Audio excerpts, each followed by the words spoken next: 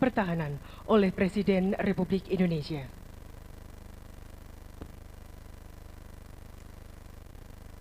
Bismillahirrahmanirrahim. Assalamualaikum warahmatullahi wabarakatuh. Selamat pagi, salam sejahtera bagi kita semuanya. Shalom, Om Swastiastu, Namo Buddhaya, salam kebajikan. Yang saya hormati Wakil Ketua MPR RI, yang saya hormati pimpinan DPR RI yang hadir, yang saya hormati para Menteri Kabinet Indonesia Maju hadir bersama saya, Pak Menko Polhukam, Pak Menhan, Kepala Staf Kepresidenan,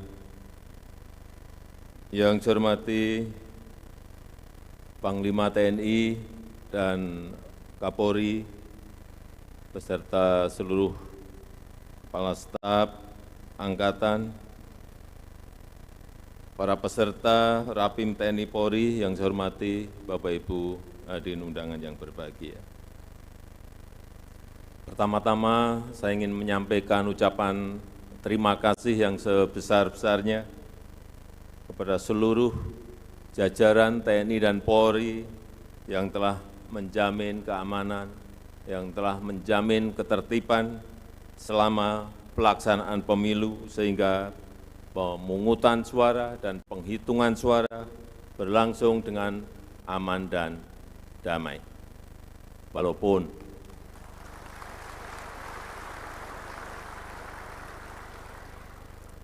saya tahu ada sedikit dinamika dan riak-riak kecil.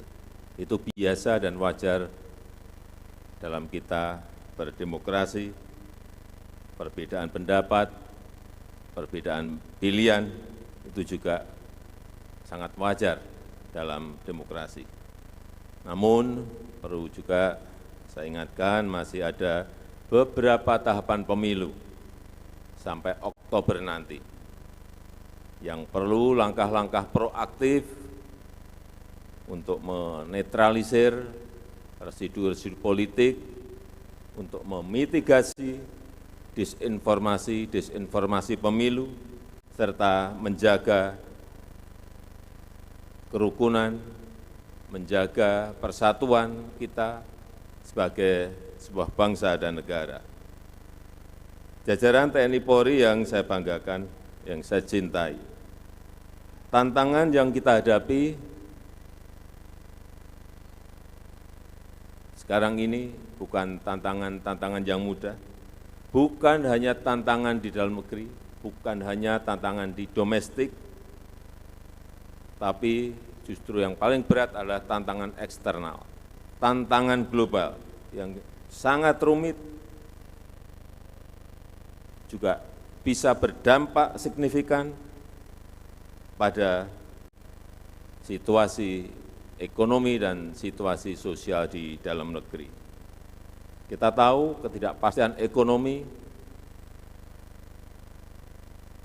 masih belum jelas, masih belum pasti. Geopolitik dunia juga sulit dihitung, sulit dikalkulasi. Landscape ekonomi, landscape politik dunia juga sulit dikalkulasi, sulit dihitung. Kita tahu konflik di Ukraina belum selesai, datang konflik Gaza, ada tambahan Yaman, sehingga menyebabkan inflasi pangan melanda dunia.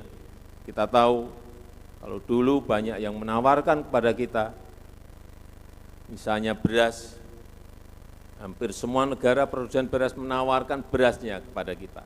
Sekarang ini kita mencari beras ke negara-negara produsen itu juga tidak gampang dan tidak mudah. Karena semuanya sekarang ini ngerem untuk tidak ekspor bahan pangannya, baik gandum maupun beras, akibat perubahan iklim, akibat perubahan cuaca dan gangguan rantai pasok. Dan sudah banyak negara yang masuk dalam jurang resesi. Terakhir kita tahu Inggris sudah masuk ke resesi, Jepang sudah masuk ke resesi, dan probabilitas resesi sudah melanda negara-negara besar. Sebagai contoh, Jerman sudah di angka 72%. Kemungkinan bisa masuk ke resesi. Uni Eropa, EU, juga sudah di angka 60%. Amerika di angka 40%.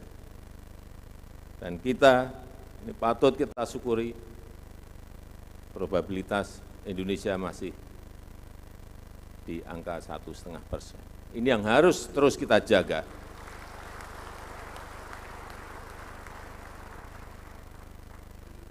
Ditambah lagi penggunaan fiskal dalam perang. Hati-hati, karena Ukraina, karena Gaza, karena Yaman, Houthi, itu menyebabkan penggunaan fiskal dalam perang meningkat sangat tajam. Seperti embargo, restriksi, dan saat ini, kalau dulu negara-negara itu keterbukaan, sekarang semua negara melakukan proteksionis, menjadi negara proteksionis. Saat ini ada 1.348 kebijakan proteksionis yang dilakukan oleh negara-negara, utamanya memang urusan pangan. Ini naik 3 kali lipat, artinya naik 300% dibanding tahun 2014. Dan ini akan terus meningkat. Dan patut kita syukuri, alhamdulillah, di tengah krisis dunia yang bertubi-tubi, ketidakpastian ekonomi yang sulit dikalkulasi, perekonomian kita cukup kokoh. Dan kalau di G20 masuk 3 besar ekonomi yang kondisi growth dan pertumbuhan ekonominya baik. Kita tahu ekonomi kita di tahun 2023 tumbuh 5,05%. Inflasi terkendali di angka 2,57%. Kemiskinan turun di angka 9,36%. Pengangguran turun di angka 5,32%.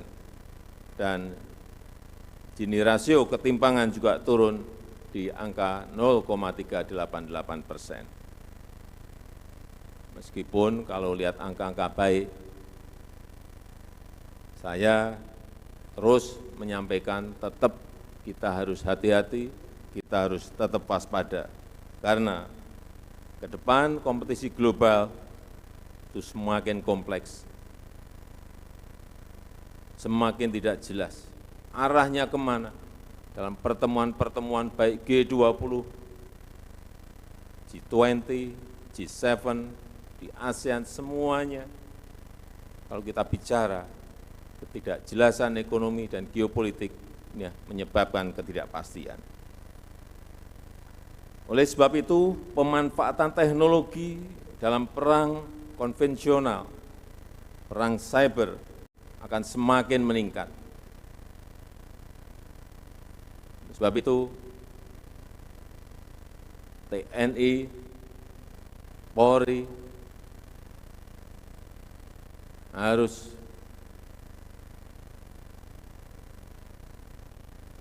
berani masuk ke hal-hal yang berkaitan dengan teknologi. Pesawat tempur perlu, iya. Tank perlu, iya. Tapi hati-hati juga dengan drone. Saya ingat di tahun 2020, bulan Januari, ada penggunaan drone yang saya kaget karena begitu sangat presisi dan begitu sangat akurat mengejar siapa yang diinginkan. Saat itu Majen Sulaiman, ini Komandan Quds dari pengawal besar revolusi Iran, ketembak dari drone yang dipersenjatai, akurat karena memakai face recognition, akhirnya ketembak. Dan yang kita kaget itu terjadi di wilayah Irak, tapi drone-nya konon dikendalikan dari Qatar, markas Amerika Serikat di Qatar. Inilah hal-hal yang harus kita ikuti, kita amati, bagaimana perkembangan teknologi itu bisa merubah dari perang yang konvensional ke perang-perang yang bisa dikendalikan dari jarak jauh. Oleh sebab itu, penguasaan iptek jelas akan semakin dibutuhkan. TNI Polri harus menjadi pembelajar yang aktif, pembelajar yang adaptif. TNI Polri juga harus mampu melakukan deteksi dini, mengambil langkah antisipasi, memperkuat profesionalisme dan pelayanan terhadap masyarakat, memperkuat nilai-nilai TNI prima, Polri yang presisi, serta kemanunggalan dengan rakyat. Sinergi TNI dan Polri sangat mutlak diperlukan. Sinergi horizontal antar kesatuan, sinergi vertikal dari atas sampai bawah. Hilangkan yang namanya ego sektoral, hilangkan sekat dan pandangan-pandangan sempit. Semuanya harus untuk bangsa dan negara. TNI Polri harus menjadi bagian penting untuk menyongsong Indonesia Emas 2045. Karena kita berpeluang besar untuk menjadi negara maju dan keluar dari middle income trap. Dan momentumnya adalah 15 tahun ke depan. Saat kita menikmati yang namanya bonus demografi. Dan biasanya dalam sebuah peradaban negara yang namanya bonus demografi, peluang seperti ini hanya muncul sekali. Negara-negara di Amerika Latin tahun 50, tahun 60, tahun 70 sudah menjadi negara berkembang saat itu. Sudah menjadi negara berkembang. Tapi sampai saat ini mereka tetap menjadi negara berkembang. Karena tidak mampu melakukan terobosan, tidak mampu melompat untuk menjadi negara maju. Ini hal-hal seperti ini yang juga harus kita amati dan kita pelajari. Supaya kita tidak terjebak pada middle income trap. Ada peluang tapi juga tantangannya tidak kecil. Sehingga semua kebijakan-kebijakan harus hati-hati. Pembangunan harus dilakukan berkelanjutan, harus dijalankan secara konsisten, ini yang penting, dan harus dikawal dengan detail dan teliti.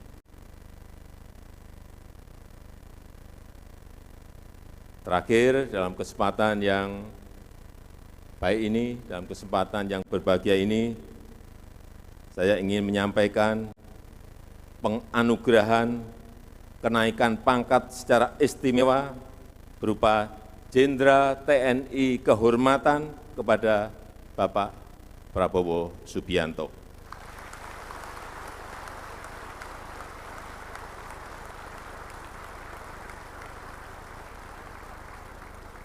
Penganugerahan ini adalah bentuk penghargaan sekaligus peneguhan untuk berbakti